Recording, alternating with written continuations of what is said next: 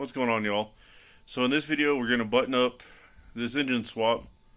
We're going to finalize the underside wiring. We're going to get the cooling system in, get the axles done, and then fluids. And I'll show you guys what fluids I use. I've done some research on what people seem to think works best. Engine oil, it's Mobil 1 full synthetic. Gear oil, we're going to be using AMSOIL, and then just regular coolant. But we're going to upgrade the radiator while we're in here doing all this engine stuff. I'm going to put a Mishimoto unit in it, and here we go. So in this video we're going to get the cooling system mounted down. We got the radiator, the coolant tank, we're going to do the intake tube, and the battery tray, and then the underside electrical. Sorry, the lighting's weird, I got the sun behind me.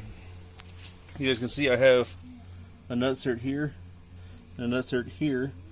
That's where the tank's going to mount. We have this nice coolant tank. This is going to be our inlet and our overflow. Sorry guys, overflow. Our inlet and our sight glass. I had to switch to some Allen bolts because the hex heads wouldn't fit.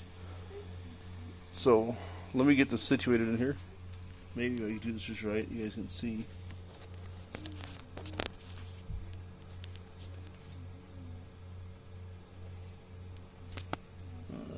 I don't know if it's going to work. We'll see how it looks. Alright, so my camera cut off. Right here we're going to put a 90-degree hose. And then we're going to put the overflow hose off the radiator. Right, Killian? Okay.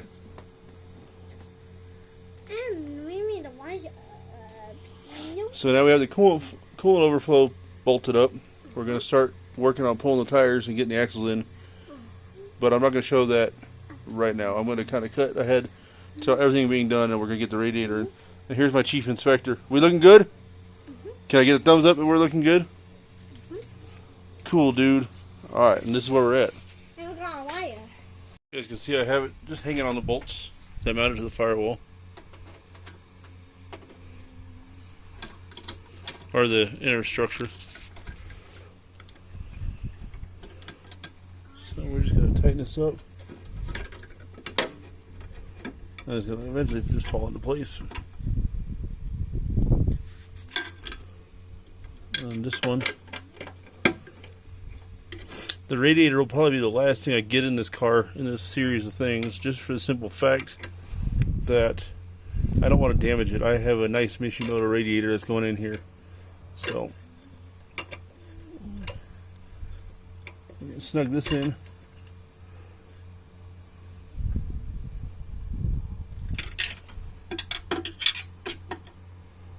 And that's done.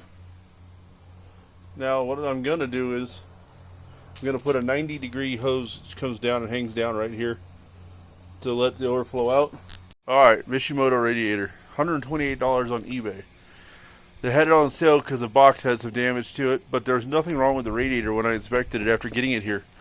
So we're going to go ahead and get this upgrade installed. Then we got to do the hoses, battery, and a couple things to the cruise control still, and then we will be running. So let's get it in. Here's the radiator out of the box. Damn, does this look nice. We're going to get this set in, bolted down, and then we're going to hook up the hoses, and we're getting there. So you can see it has a hole there and a rubber insulator there. The radiator is going to sit down on that. And I've got two little caps right here that will hold it in place up top. All in all, it's only 4 bolts that hold this radiator in. Pretty straight and simple.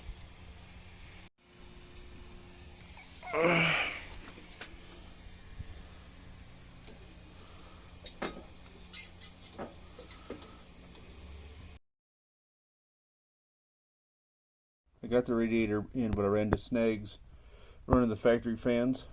I had to file these holes out down here so the fans aren't pushing into the radiator. So you guys see, we got this mounted in. Now we got that one we're working with.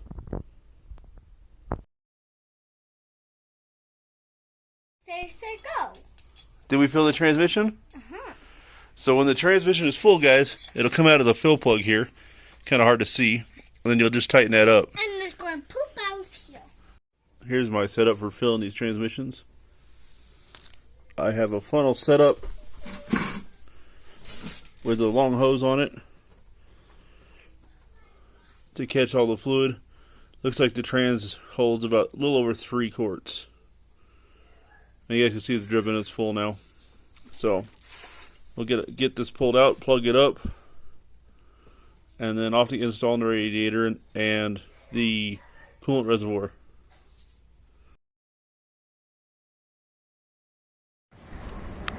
I had to pull the header back off. The EGR tube wasn't lining up, so we're going to cut this off, have a buddy weld it shut, and go from there. I'm going to make a breather for the EGR so the EGR still draws air like it's supposed to. You can see right here where Mitch welded the bung, cut it, welded it, where little dude's finger is, because his hand fits better in there. And we got the header back on. And mine too. Yep, and little dudes. So now the next trick is going to be modifying the EGR tube so we can get a breather or something put on there for now. So now we're going to finish up where we left off.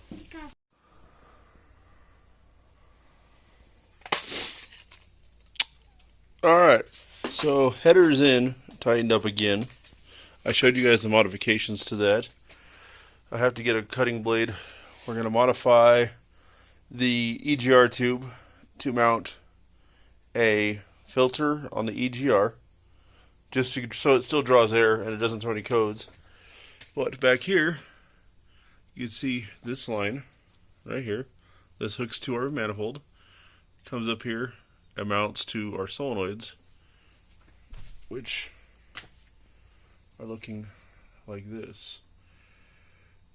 I think it looks almost factory. Minus how pretty it looks.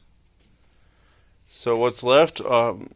We have to still get some power steering fluid in here, some engine oil. We got the battery tray in. I've got my overflow dump tube on. I still have to connect it to the radiator. I've got to get an overflow tube for the radiator put on. And then we have to go underneath, hook the shifter up. We have to get the couplers built for this, or for the intake, shifter, and secure the wiring underneath with some zip ties. But we're going to go underneath and hook everything up. Oh, we have to finish up a tie rod on the passenger side and get that going. Forgot all about that. Damn, guys, we're getting right there. Look how good this looks. Minus all the tools. Sorry, my camera cut off for a second, but almost looks OEM.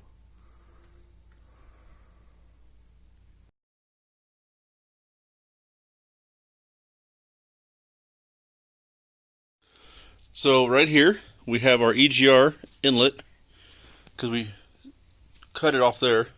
Yep, we did. We're going to just zip tie this right here to the outlet, and it should hold up. And we'll go from there. Next bit is going to put the intake tube in. We don't have the intake yet, buddy. It's sitting over there on the box. Oh. We got to get a zip tie. A zip tie right here. Yep, like right in here, buddy. Oh. But we got the breather on, so we'll zip tie that up. Breather? Yeah. And we'll put the intake tube on, and we're going to be almost ready to put a battery in it. And that's a part of the car. That's called the EGR inlet. EGR inlet. Yep. Here we go. We're going to do the initial test fire. Hit it.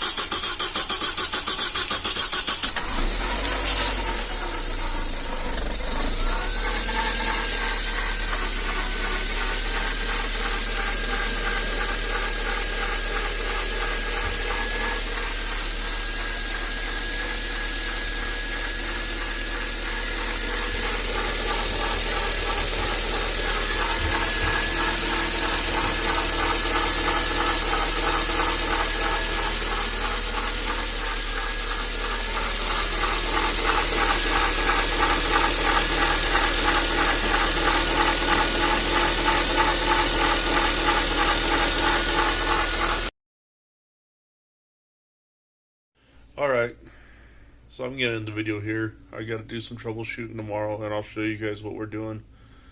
The engine's making a noise through the timing cover. I pulled the belts off the power steering pump and the alternator to eliminate those. So now I have to pull the crank pulley and get the timing cover off and see if something's going on with the tensioner or something internal. But with that being said, we're going to end the video here, and I'll keep you guys updated. So thanks for watching. God bless.